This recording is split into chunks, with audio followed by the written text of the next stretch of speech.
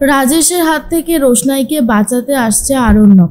সম্পূর্ণ জানতে ভিডিওটিতে একটি লাইক করে প্রথম থেকেই দেখতে থাকো। গল্পের শুরুতেই দেখা যায় রোশনাই মনে মনে ভাবতে থাকে, আমার আর এখানে থাকাটা ঠিক হবে না, আমাকে এখান থেকে ফিরে যেতেই হবে, যত কষ্টই হোক না কেন। অন্যদিকে আরণ্যককে ফোন করেছে গরিমা আর বলে, মনে আছে তো আজকে প্রোগ্রামটার কথা? আরণ্যক তখন বলে, হ্যাঁ মনে আছে, কিন্তু গরিমা আমার মনে হচ্ছে আমি এই প্রোগ্রামটায় আজকে যেতে পারবো না। আসলে হুট করে আমার একটা মিটিং চলে এসেছে, আমি ক্যান্সেল করার চেষ্টা করছি। গরিমা তখন বলে, কিন্তু আরণ্যক সেটা তুমি এখন বলছো, তাও আবার আমি ফোন করলাম তারপরে, তুমি কেন আগে থেকে বললে না বলো তো? আরণ্যক তখন বলে, বিশ্বাস করো আমি চেষ্টা করছি যেভাবেই হোক মিটিংটা ক্যান্সেল করার, কিন্তু তবুও দেখছি চেষ্টা করে, যদি পারি তাহলে খুব ভালো হবে। গরিমা বলে, দেখো পারতে তো হবেই, কারণ যেভাবেই হোক না কেন, কারণ আমি তোমার সাথে মিট করতে চাই, আর যেই ব্যাপারগুলো রয়েছে সেগুলো তো ঠিক করাটা দরকার। মা বলছিল আমাদের অনেক শপিং করতে হবে। আরণ্যক তখন বলে, শপিংটা আবার কিসের? তখন অন্যদিকে রোশনাইয়ের কথাই ভাবতে থাকে আরণ্যক। এরপর গরিমা বলে, দেখো আমাদের তো আর কদিন পরেই বিয়ের অ্যানাউন্সমেন্ট আছে, তাই মা আর আমি চাইছিলাম আমরা যদি বেশ সুন্দর করে দুই পক্ষ মিলে একটা বড় বাড়ি ভাড়া করে সবাইকে নিয়ে অ্যানাউন্সমেন্টটা করি, তাহলে কেমন হবে? আরণ্যক বলে, হ্যাঁ তাহলেও তো খুব ভালো হবে। শোনো না, আমি তো চেষ্টা করছি, মনে হচ্ছে মিটিংটা ক্যান্সেল করতে পারবো না, তুমি আমার বাড়িতে চাইলে আসতে পারো, সেখানেই না হয় আমরা সব কিছু প্ল্যান করে নিলাম। গরিমা তখন বলে, ঠিক আছে আমি বুঝতে পেরেছি, রাখো তুমি ফোন। এরপর গরিমা রাগ করে ফোনটা কেটে দেয়। তখনই অন্যদিকে আরণ্যক মনে মনে ভাবে, আজ আমাকে তাড়াহুড়ো করে বাড়ি ফিরতেই হবে, কারণ বাড়িতে রোশনাই রয়েছে। রাজেশ ভাইয়ের সাথে রোশনাইয়ের কি কথা হয়েছে রোশনাই সেটা আমাকে বলেনি, ওকে চোখে চোখে রাখতেই হবে আমায়, সেই জন্যই মিথ্যে কথা তোমাকে বলতে বাধ্য হলাম গরিমা, প্লিজ তুমি আমাকে ক্ষমা করে দিও। এর মধ্যেই রোশনাই চিঠি লিখতে শুরু করেছে আর লেখে, স্যারজি আমি জানি আপনি আমার ওপরে রেগে যাবেন, কিন্তু আমার কিছু করার নেই, আমি আপনাকে মুক্তি দিতে চাই। রোশনাই নামে যেই ঝড়টা আপনার জীবনে এসেছিল সেই ঝড় আপনা আপনি কেটে যাচ্ছে, আপনি এবার থেকে খুব ভালো থাকবেন। আমি চাই আপনি গরিমা দিদিকে বিয়ে করে সুখে শান্তিতে সংসার করুন, আপনাকে আর আমাকে নিয়ে ভাবতে হবে না। এর মধ্যেই তখন মনে মনে একটা কথাই রোশনাই ভাবে, রোশনাইয়ের জন্য যেন তার স্যারজি কোনো বিপদে না পড়ে। এর মধ্যে রোশনাই তাড়াতাড়ি করে এসে আরণ্যকের ঘরে চিঠিটা রেখে দিয়ে বাড়ি ছেড়ে বেরিয়ে যায়। তার মধ্যেই মিনি খেতে বসে পড়েছে। মিনি তখন বলে, ওমা রোশনাই কোথায়? রোশনাইকে তো কোথাও দেখলাম না, অনেকটা সময় হয়ে গেছে কিন্তু রোশনাইকে কোথাও দেখতে পাচ্ছি না।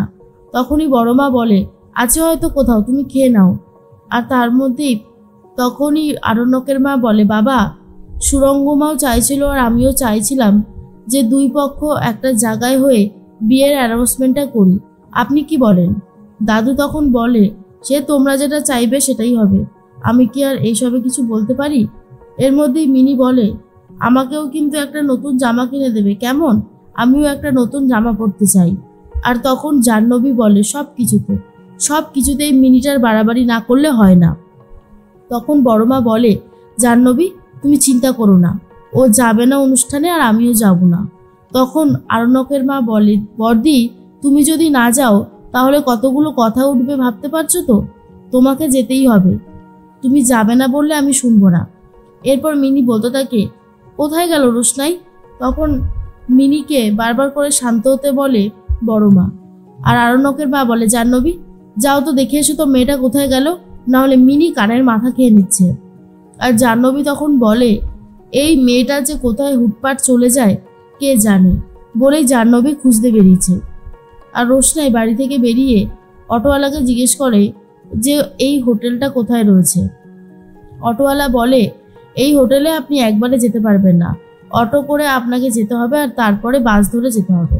রোশনাই বলে, ঠিক আছে আপনি চলুন। এরপর অটোতেই একজন মহিলা রোশনাইকে দেখে কেমন যেন একটা করতে থাকে আর বলে, তা তুমি শেষ পর্যন্ত হোটেলে মিট করতে যাচ্ছ কার সাথে? রোশনাই বলে, আমার একজন রিলেটিভ এসছে আমার গ্রামের বাড়ি থেকে, তার সাথে যাচ্ছি।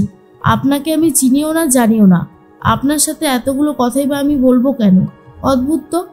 এর মধ্যেই জাহ্নবী এসে বলে, রোশনাইকে অনেক জায়গায় খুঁজলাম, কিন্তু বাড়ির কোথাও রোশনাইকে দেখতে পেলাম না। আর এই কথাটা শোনার পরে মিনি খুব কান্নাকাটি করতে থাকে আর বলে, তাহলে রোশনাই কোথায় গেল? রোশনাই কি বাড়ি ছেড়ে চলে গেল? এরপর রোশনাইকে অটো থেকে নামিয়ে দেওয়া হয়। তারপরে রোশনাই এদিক ওদিকটা ভালো করে খুঁজতে শুরু করে। আর ঠিক তখনই ছোট্টু দেখে নিয়েছিল আর বলে, রোশনাই, এই রোশনাই, তুমি এখানে কি করছো? রোশনাই কিন্তু ছোট্টুকে দেখে ভয় পেয়ে যায় আর বলে, কিছু না ছোটু, ওই আমার এক রিলেটিভ এসছে তো, তার সাথেই দেখা করতে এসছি একটা হোটেলে। ছোটু তখন বলে, তো তুমি তাকে বাড়িতে ডাকলে না কেন? তুমি তো কিছুই চেনো না, চলো আমি তোমাকে দিয়ে আসি। রোশনাই তখন বলে, না না ছোটু, তোমাকে এত কষ্ট করে যেতে হবে না, আমি পারবো যেতে। ছোটু তখন বলে, আরে এতে আবার কষ্টের কি আছে, চলোই না, আমার কোনো কষ্ট হবে না, আমি একটা বরং ক্যাব বুক করে নিই। তখন রোশনাই বলে, না না, ক্যাবও বুক করতে হবে না, আমি বাসে করে চলে যেতে পারবো। তুমি আমাকে এতটাও দুর্বল ভেবো না গো ছোটু, আমি পারবো বললাম তো। কিন্তু তুমি এখানে কি করছো ছোটু? ছোটু তখন বলে, এই যে বই আনতে এসেছিলাম কতগুলো, জানো তো আমার বইয়ের বিজনেসটা মনে হচ্ছে এবারে দাঁড়িয়ে যাবে। রোশনাই তখন বলে, বাহ, শুনেও খুব ভালো লাগলো ছোটু, আমি তাহলে আসি। তখনই ছোটু বলে, আচ্ছা শোনো, সাবধানে যেও কিন্তু, আর তাড়াতাড়ি বাড়িতে ফিরে যেও, কেমন? রোশনাই তখন বলে, আচ্ছা। তার মধ্যেই বাড়িতে তো সবাই জেনে গেছে রোশনাই নেই। বিশেষ করে মিনি খুব কান্নাকাটি করতে থাকে। বড়মা ভাবে, মেয়েটা গেল কোথায়? ছোটু আর কোনো উপায় না পেয়ে একবার আরণ্যককে ফোন করে আর বলে, বাদশা, আরে আমি এদিকে বই দিতে এসেছিলাম এক জায়গায়, এসে এবার দেখি কি রোশনাই দাঁড়িয়ে আছে। রোশনাইকে জিজ্ঞেস করতেই ও বলল, ওর গ্রামের বাড়ি থেকে কে যেন এসেছে, তার সাথেই হোটেলে দেখা করতে যাচ্ছে।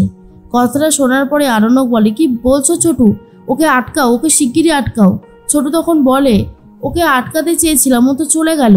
ও বলল ও দেখা করে বাড়ি ফিরে যাবে, কিন্তু পরে মনে হলো ওর হাতে তো একটা ব্যাগ রয়েছে, ও কি আর বাড়ি ফিরবে? আরণ্যক তখন বলে, ছোটু তুমি ঠিক ওখানেই দাঁড়াও, আমি এক্ষুনি আসছি, ওকেও বাঁচাতেই হবে ছোটু, ওর জীবন এখন রিস্কের মধ্যে আছে। ছোটু তখন বলে, কি বলছিস বাদশা?